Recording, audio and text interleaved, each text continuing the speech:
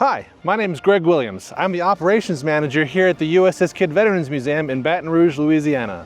You might not realize it, but torpedoes and destroyers go way back in the history of the United States Navy. Nowadays, when one thinks of torpedoes, one generally thinks of submarines and their self-propelled weapons. But that hasn't always been the case. The term torpedo was originally used to refer to any submerged explosive device, including stationary devices. When Rear Admiral Farragut uttered his famous phrase, "Damn the torpedoes, full speed ahead," during the Battle of Mobile Bay, he was actually referring to mines, not submarines. But the development of the self-propelled torpedo at the back end of the 19th century meant the torpedo could now be used as an offensive weapon and not just a defensive weapon. The first successful torpedo development in the United States began in 1870 and wasn't completed until 1889. The Howell torpedo, named for Lieutenant Commander J.A. Howell, who primarily pushed its development, was a straight-running torpedo powered by a 132-pound flywheel. The Howell torpedo was mostly successful. It had good course keeping thanks to a pendulum that sensed the heel of the weapon, but it had terrible depth keeping. Despite this, the Howell torpedo was used on battleships until 1898 when it was replaced by the Whitehead torpedo. The rise of the torpedo as an offensive weapon meant the Navy needed to find a suitable delivery platform. Torpedoes proved too unwieldy for battleships and cruisers sailing in line, and at this point torpedo tubes were fixed, meaning that you had to maneuver the ship in order to aim the torpedo tube. What the Navy needed was a platform that was fast and highly maneuverable so it could come in, threaten the enemy battle line, and then escape after discharging its weapons. The Navy called this system the torpedo boat, and it purchased its first prototype in 1887, an unarmed steam yacht from the Hershoff Manufacturing Company it christened USS Stiletto. She was 140 feet long, 15 feet wide, and displaced 116 tons. She was armed with 2 fixed torpedo tubes and had a maximum top speed of 23 knots. The torpedoes used by Cushing and other American torpedo boats were the Whitehead torpedo. Designed by Robert Whitehead in the 1860s, the U.S. Navy purchased manufacturing rights to the Whitehead torpedo in 1892, after attempts to create something comparable domestically failed. The contract to build the Whitehead torpedo was given to the Bliss Company for 100 Mark I Whitehead torpedoes. The Whitehead torpedo, was compared to the Howell torpedo, was larger, faster, had a greater range, and a larger warhead. Whiteheads, however, were still straight running, which means they did not fix the problem of fixed torpedo tubes. This design significantly improved the tactical flexibility of the torpedo boat and is attributed to then Lieutenant Frank Friday Fletcher, who would fittingly have his name attached to the U.S. Navy's most numerous class of destroyer during World War II. But with the rise of every weapon, there is always a countermeasure. With the advent of the torpedo boat came the torpedo boat destroyer. Torpedo boat destroyers were meant to be highly fast and maneuverable to catch up with torpedo boats and armed with small deck guns to pick them apart before the torpedo boat could discharge its torpedoes and threaten the fleet. The U.S. Navy's first torpedo boat destroyer was USS Bainbridge DD-1, launched in 1901. But the name torpedo boat destroyer was slightly misleading. Armed with a pair of 3-inch guns and 5 6-pounder rifles, Bainbridge also carried 2 fixed 18-inch torpedo tubes. So the Navy's first torpedo boat destroyer was also in itself a torpedo boat. Around this same time, the U.S. Navy introduced the Mark V Whitehead torpedo. Unlike its predecessors, the Mark V was considered a hot-running torpedo. Its design included an air heater or combustion pot to heat up the air used in its engine. Using hot air over cold air significantly improved the Mark V's speed and range. The Mark V had a maximum range of 4,000 yards at 27 knots, giving it a range 5 times larger than previous Whitehead torpedoes. A few years later, the Bliss Company introduced the Bliss Leavitt torpedo, designed by one of their engineers, Frank McDowell Leavitt. The Bliss Leavitt torpedo was also a hot-running torpedo powered by a single-stage turbine instead of a reciprocating engine. The Bliss Leavitt torpedo was able to match the Mark V Whitehead for speed and range, but suffered from one critical drawback. Its single propeller provided uneven torque, which meant the weapon rolled as it traveled through the water. This was corrected in later designs of the weapon by using a 2-stage turbine which powered 2 counter-rotating propellers. The U.S. Navy took its next step in torpedo development in 1910 by introducing the ability to curve fire its torpedoes. This was done by installing a gyro in the Mark V Whiteheads and Mark II Bliss Leavitt torpedoes. The gyro was based on the principles of the Aubrey gear, developed by Ludwig Aubrey in 1894, and allowed the torpedo to turn in the water until it reached a preset course before running straight. This development meant that torpedoes could be fired without maneuvering the ship, so long as you could calculate the intercept point between the torpedo and your target. By this time, the U.S. Navy had also developed its first ocean-going torpedo boat destroyer, now simply referred to as destroyers.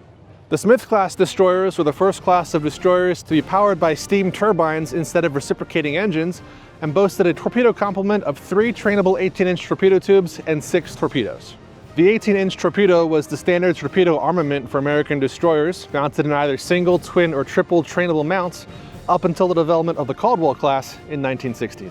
A class of 6 flush-deck destroyers, the Caldwell class's most notable contribution to torpedo development was the installation of 21-inch torpedo tubes instead of the 18-inch torpedo tubes. Arranged in 4 mounts of 3 tubes for 12 tubes total, the Caldwell class fired the Bliss-Leavitt Mark 8, the Navy's first 21-inch by 21-foot long torpedo.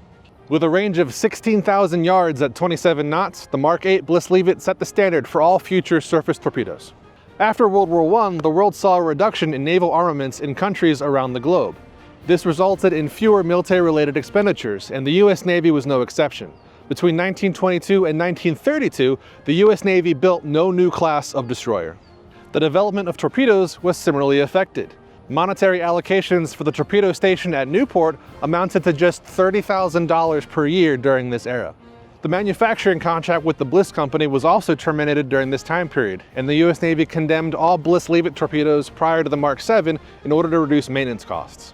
This reduced the U.S. Navy's torpedo inventory to 4 types of Bliss-Leavitts: the Mark 7 for use on destroyers and submarines with 18-inch torpedo tubes, the Mark 8 for use on destroyers with 21-inch torpedo tubes, and the Marks 9 and 10 for use on submarines with 21-inch torpedo tubes. Even though money was tight, torpedo development did not stop completely. The Mark 11 Bliss-Leavitt torpedo made its debut in 1926 and was designed for use on destroyers and cruisers.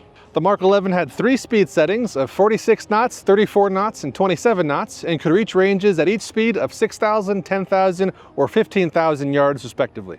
In 1927, the U.S. Navy introduced the Mark 12 in an attempt to refine the design of the Mark 11. However, production was limited and only 200 Mark 12s were ever produced. Overall, the Navy's focus when it came to torpedoes in the 1920s was the refinement of its current stock and not the development of new types. That changed in the 1930s when the U.S. Navy began simultaneous development of the Mark 13 airdrop torpedo for aircraft, the Mark 14 torpedo for submarines, and the Mark 15 torpedo for destroyers. These 3 types of torpedoes would become the U.S. Navy's modern armament at the outset of World War II and be used throughout the war. Development of the Mark 15 began in 1931. It had a speed and range similar to that of its predecessors, but carried a larger warhead, 825 pounds instead of 500. Development and production was completed prior to the outbreak of World War II. By war's end, over 9,700 Mark 15s had been produced and used on every major class of U.S. destroyer that saw wartime action, including the Fletcher-class destroyer like USS Kidd. Oh yeah. So these are Kidd's 21-inch quintuple torpedo tubes, and these were a battleship's worst nightmare if these ever got into the water. This was what Kidd would fight the larger capital ships with more often than her main battery 5-inch guns. You had 5 torpedoes. They're fired off from this torpedo mount with black powder charges, similar to the impulse charges for the depth charges, only obviously much larger. Each torpedo weighs 2 tons. And the most common question we get from visitors is, how do they fire these off the ship? Do they lower them into the water, what have you? And the answer is, this whole mount pivots to one side or the other, just like the 5-inch guns, just like every other gun on the ship. It pivots. The impulse charge at the back of the tubes actually will shove the torpedo, the fish, out of the tubes and off the side of the ship. It looks in the videos like it's barely going to clear it, but it clears it every time, and off they go. The blast shield covers the 2 guys that sit on the benches and do the movement locally. And again, there are torpedo directors on the bridge. Everything has a backup. If those directors go down, then these 2 guys sit here and they hand crank this gun mount around and set the distances and all the settings for the torpedoes and fire them off. The shield is there so that it will protect them from the blast of Mount 53, the 5-inch gun directly behind it. At that point, they're basically sitting in a big kettle drum with somebody banging on it. I'm not sure how that helps them any better, but it does. The shield was gone. These torpedo tubes were gone when we got Kidd in 83, 82, and these came back from the USS Caperton, another Fletcher-class destroyer. The blast shield was fabricated for us in 2019 and installed courtesy of a lot of very nice folks in Phoenix, Arizona. So I'm inside the blast shield here, which was built by some nice folks for us in Phoenix, Arizona. The blast shield protected the two guys that operated the torpedo tubes locally. As with everything on the ship, you have a remote control, two directors up on the bridge, one port, one starboard, for sighting potential targets to either side. And they could control the torpedoes locally. The folks here would load the impulse charges, and then the settings they can do locally if they need to. If we lose those directors, you can also move the torpedoes port to starboard with this control here, and I'm not going to go more than this because I will throw my camera operator 2 levels down to the main deck. That would be bad. The blast shield is here to protect these two guys from the concussion of Mount 53 directly behind me. Now, you look at it, I'm in a big metal drum.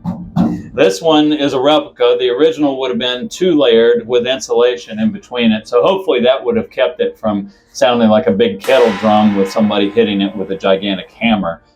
So this is supposed to protect them from the blast, but I'm sure these guys had hearing problems.